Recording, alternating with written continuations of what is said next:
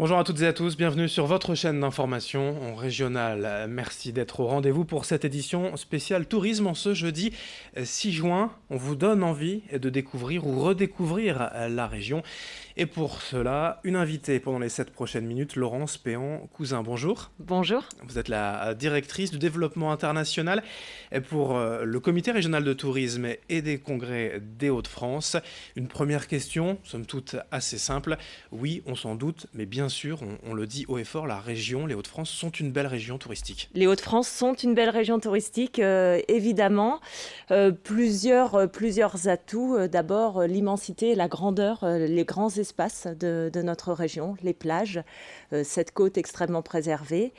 D'autres atouts, les valeurs humaines, ce qui fait l'affectif et la générosité des habitants, des hommes et des femmes Quels sont des les Hauts-de-France. chiffres justement que l'on a concernant la fréquentation de la région, concernant On les a une touristes? fréquentation qui se constitue de la manière suivante. Un marché français prédominant autour de 70% et 30% de clientèle internationale.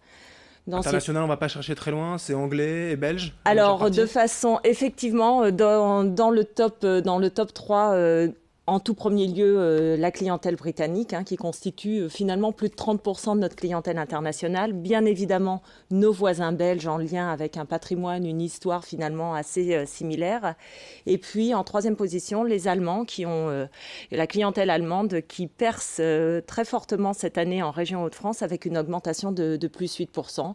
Et puis après, de manière classique, les Néerlandais, mais aussi des marchés plus lointains et des clientèles venues de beaucoup plus loin. Ça se sent en termes de fréquentation dans les grands musées, dans les grands sites, ou même en termes de nuitée, tout Ça simplement? se sent en termes de nuitée avant tout. J'ai envie de dire en plus, plus on vient de loin, plus on a de chances de séjourner et de faire durer son temps de visite sur la destination. Et ça se ressent évidemment après sur les sites et les équipements culturels, à commencer par les musées ou encore les grandes expositions qui sont aussi des leviers extrêmement intéressants et importants en termes d'attractivité et de rayonnement à l'international. Je pense à l'exposition de Giacometti en l'occurrence. Oui, au LAM de Olam, voilà, Villeneuve-d'Ascq. qui s'arrête Il y a prochainement. une double force, hein, c'est ça, dans la région. Vous le disiez, les grands espaces, forcément, le littoral, mais aussi la campagne, tout simplement. Et puis, l'histoire même de la région. L'histoire, évidemment, cette dimension internationale. Nous sommes au cœur d'une Europe du Nord, sur un bassin de plus de 100 millions d'habitants, mais aussi cette histoire qui nous rend universelle et qui fait de la destination et de la région Hauts-de-France un véritable lieu de mémoire, une région monde en quelque sorte, où effectivement, surtout en lien avec les commémorations du 100e anniversaire de la Première Guerre mondiale, sont venus des clientèles très lointaines, les Australiens, les Néo-Zélandais et les Canadiens, venir se recueillir sur leur devoir de mémoire sur les sites où ont combattu leurs aïeux. Pour revenir un peu sur ces commémorations, tous les événements, alors c'est pas le bon terme, mais ont bien marché, quelque part, ont Oui, attiré les beaucoup de monde. rendez-vous de 2018 ont attiré. C'est aussi le fait d'avoir un anniversaire, c'est un rendez-vous, c'est un compte rond, c'est une occasion de venir. L'enjeu aujourd'hui, véritablement, c'est pour nous de prolonger cet effet mémoire et d'inscrire la mémoire comme un véritable atout, un levier aussi d'internationalisation de la région des Hauts-de-France. Et on s'y emploie très efficacement en allant notamment sur des rencontres avec des tours opérateurs australiens pour qu'ils programment désormais la région Hauts-de-France dans les circuits de mémoire. Alors vous parliez aussi des valeurs humaines de la région. Comment on arrive à vendre, entre guillemets, ces valeurs, ce partage, cette humanité à des touristes? Au-delà de les vendre, on les transmet. En incarnant, nous aussi, au sein de l'équipe du Comité régional du tourisme et des congrès, toutes les équipes, ces valeurs d'humanité, de bienveillance, de générosité. Et puis, c'est certainement ce qui colle le plus à la peau de l'ADN des Hauts-de-France. Les gens du Nord ont ce que les autres n'ont pas.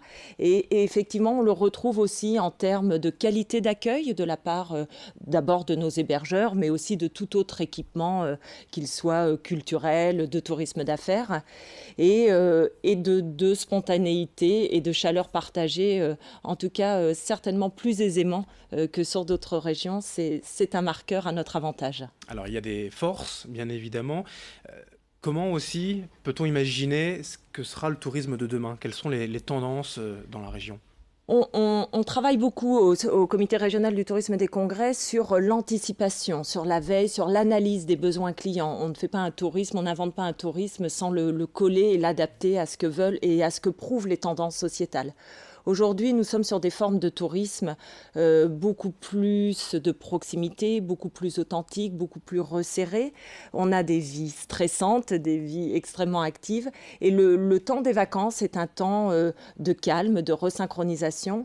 Et effectivement, on déploie au comité régional du tourisme et des congrès un panel d'offres, de week-ends, de courts séjours qui répondent à ces aspirations, à comment je m'évade ou je me repose dans une chambre d'hôte en baie de Somme, ou comment je prends une respiration en participant ou en m'inscrivant au Festival des forêts de Compiègne.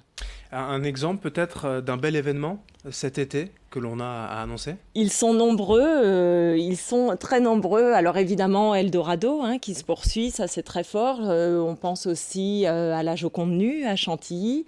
Oui, puisqu'on va chercher jusqu'en Picardie. Voilà, effectivement, c'est ici on la aimait force dans la métropole de notre lilloise, le littoral, région. mais il y a toute cette côte picarde aussi à évoquer. Absolument, côte picarde, et puis le sud de la région qui frôle avec l'Île-de-France. Bien d'autres événements, également le musée de Cassel, des expos. Enfin, il y a toujours une idée. Et des balades, tout simplement, dans nos parcs naturels régionaux, sur les marais de Saint-Omer. Voilà, donc ça participe aussi à ce tourisme que l'on veut très authentique et très rapproché, et dans lequel on inscrit aussi les habitants pour qu'ils se le partagent et qu'ils s'approprient la force de leur région.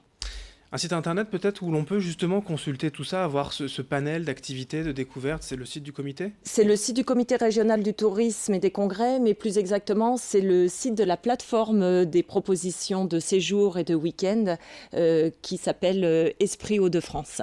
Merci. Week-end Esprit Hauts-de-France. Laurence Péan-Cousin, directrice du développement international pour le comité régional de tourisme et des congrès Hauts-de-France. Merci d'avoir été notre invité. Merci à vous. Et merci à vous de nous avoir suivis. Dans un instant, l'information continue.